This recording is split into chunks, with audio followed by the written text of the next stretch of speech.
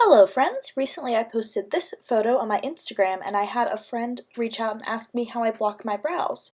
I figured the easiest way to show that would be to just make a quick video about it. These are a bunch of other looks where I've blocked my brows out for it. I think it's a really useful building block for doing cool editorial looks. If you would like to see how I block out my eyebrows, please keep on watching.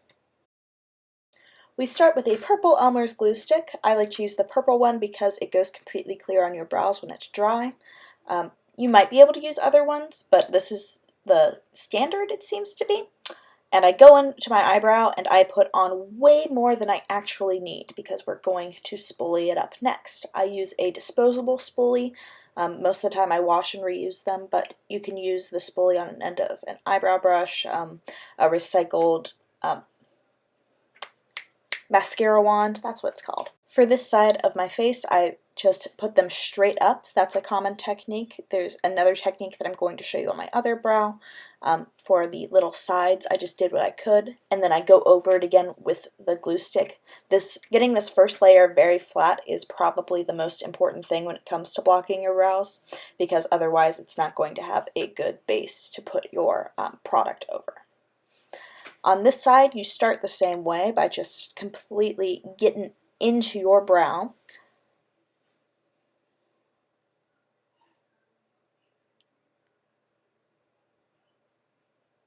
And I'm using the same spoolie, but on this side, I'm going more with the direction that my brows grow. This is popular with some people because they feel that it's easier to get them all pointing the same direction as opposed to going straight up, especially with your little brow hairs on the ends. Mine are currently shaved off and stubbly, so they are difficult, but it's doing what it can. And then I go over that once again with the glue stick, just to flatten everything out and give me a good layer.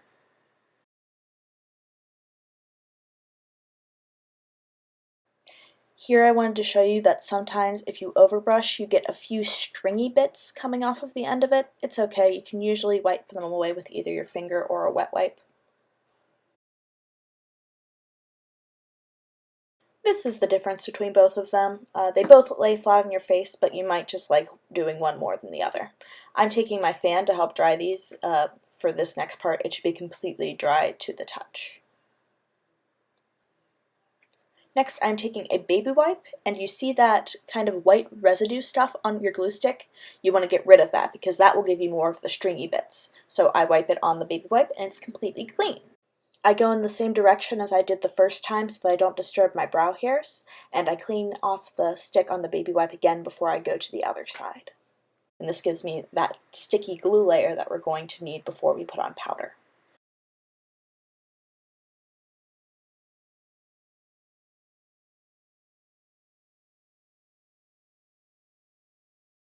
Now I'm taking a little powder puff that I got on Amazon and the Wet n Wild Photofocus translucent powder. This does have a little bit of color to it, which I like for blocking out my brows because they're so dark. I feel like having a tiny bit of skin color helps conceal them a little more. And you just press that as flat as you can. And you'll get it all over your shirt, so don't wear something that you need to keep very clean. Sometimes the glue looks a little funky, but that's okay.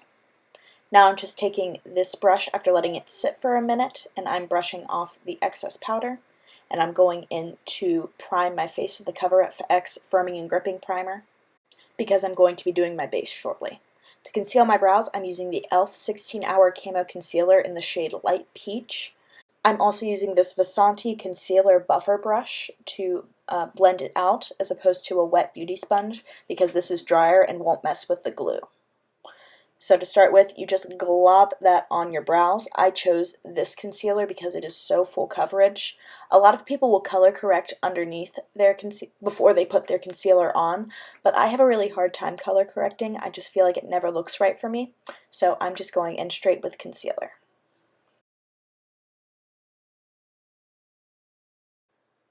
Now this is my regular base. I'm going to cover this eyeshadow look in another video, don't you worry. I'm using the Maybelline Superstay foundation in 102 and the Pur Love Your Selfie foundation in LG6. Just about one pump of each, I'd say, and that was enough for my whole face. That was me deciding it was a good enough match. When I cover my eyebrows, I feel like I like how I look better if I use a more full coverage base on the rest of my face, because otherwise how much I've had to conceal over my very dark brow area tends to look a little out of place with the rest of my base makeup if I don't. I'm just blending all of that foundation in with a damp Juno & Co blending sponge. Here I'm just using the same concealer that I used to cover my brows for my under eyes.